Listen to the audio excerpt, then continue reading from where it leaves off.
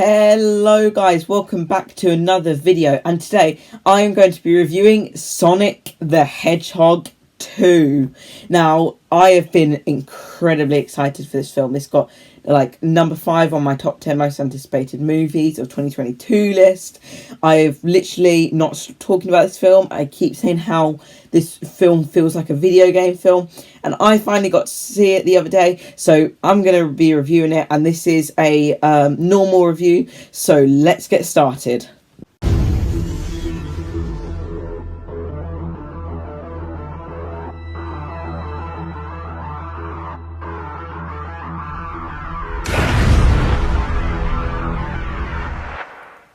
So, like I just said, welcome back to another video, Sonic fans.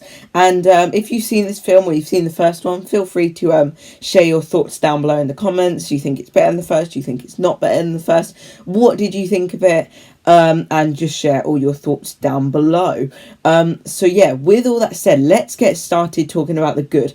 And easily, the thing that comes to mind here is that this feels like true video game madness. This is probably the best video game film we have.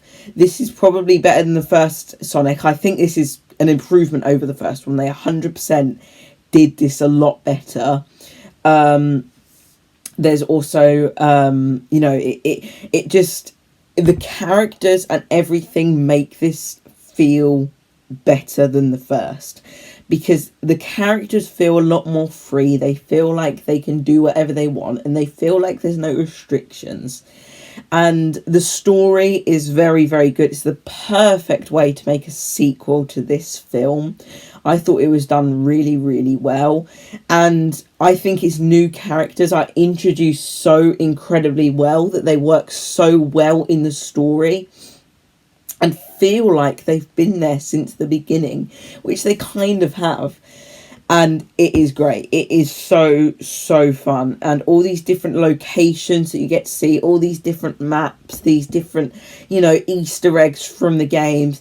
And this feels a lot more like the game than the first one did. The first one felt like it had taken the Sonic character and taken a film like Hop, with like James Marsden and the road trip sort of thing.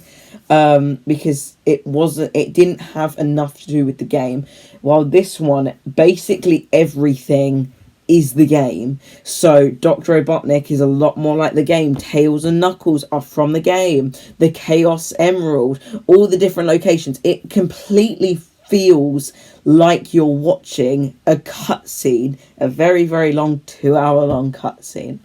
It is great. And also, it is so fun to see these characters again, because they did such a good job to make you feel and care about the characters. And this film had a lot of weight to it. This film had a lot of weight above it, and it had a lot to answer to, and it had a lot of expectations. And most of these expectations are achieved, and they are done so well. Questions that were left after the first one are answered. There are so many different throwbacks to the original. There are so many different references and things that are put into the story that come into play in this film, and everything makes sense. It all comes together, and in the finale it makes sense and it feels good. It creates such a satisfying conclusion that is just, it's heartwarming, and it gives you goosebumps.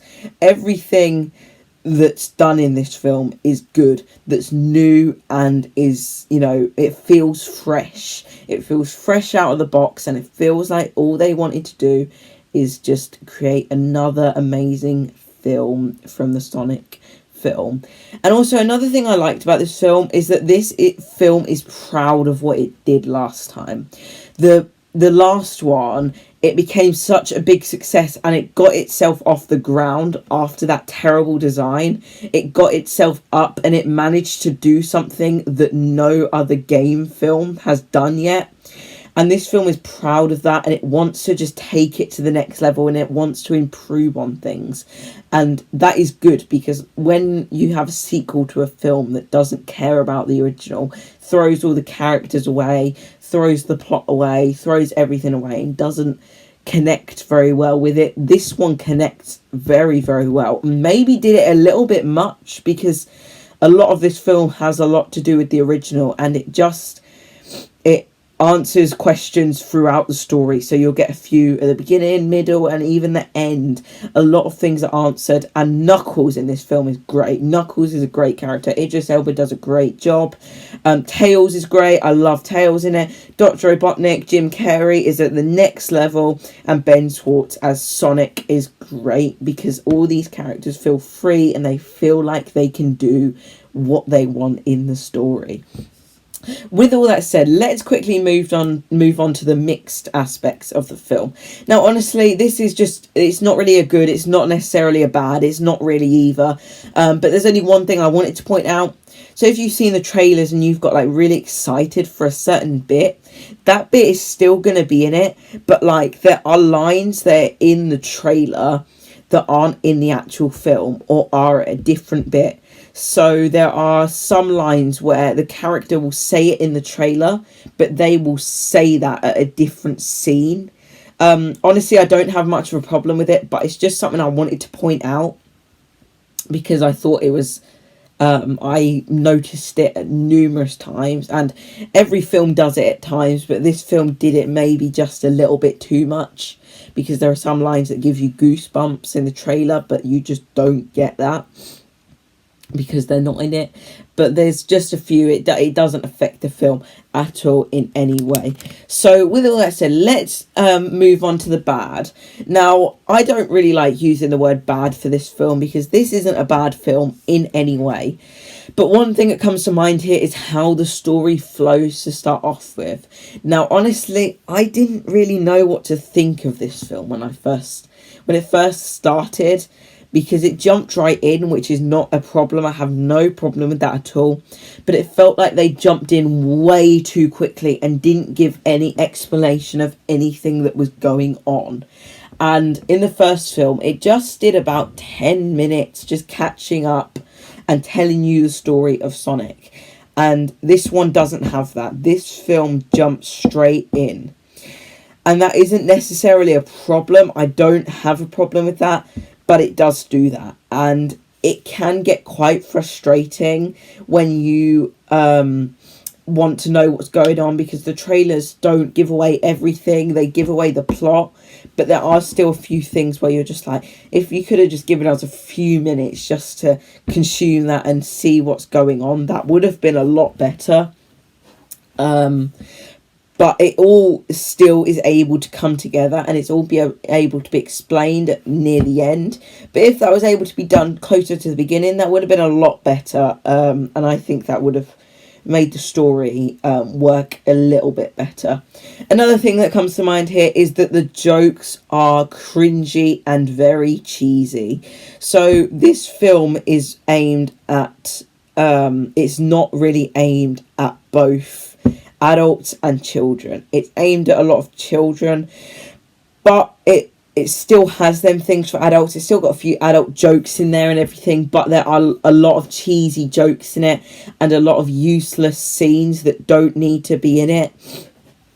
And some of the cringy jokes do come from Jim Carrey, and I love Jim Carrey. He is the jokey guy. He's like Ryan Reynolds. He has to be jokey in his role. But I get this problem with Sonic, and I also got it a little bit with Knuckles, is that when you've got a character that is jokey 24/7, when they are all serious, you struggle to take them seriously. And that can become a big problem when there's a big showdown and the character is all powerful, and a little bit of the sense of danger is taken away as well.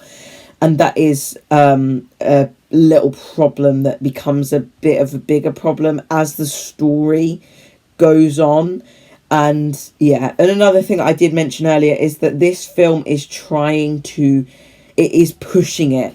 So the film almost feels like it takes a break like 50 minutes in, and there is this useless scene that is funny and it works, but it doesn't need to last as long as it does, because it lasts for like 20 minutes. The characters you want to see are taken away and put with the other characters. Not a problem, because you are able to care about these characters, but it goes on for way too long and you feel like you've just started a completely new film. And that kind of connects with this other problem, that this film is trying to be longer than the last one. This film is pushing it, and you can properly feel it at that bit. And this film is about 20 or so minutes longer than the original. And I did have a problem with the first one. The first one was just a little bit too short. And I don't have a problem. This one manages to get just over the 2 hour long runtime. It's not a problem, but the way they did it, it felt like they were trying to stretch it out and just go way too crazy with it.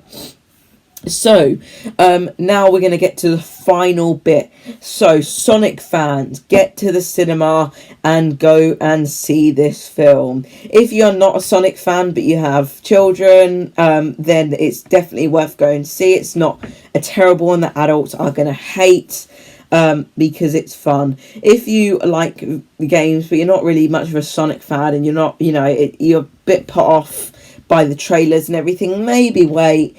But that is my conclusion. Overall, I'm going to give it an 8 out of 10, and I recommend you do go see this film. This is a very good film, and I'm really happy how this film turned out.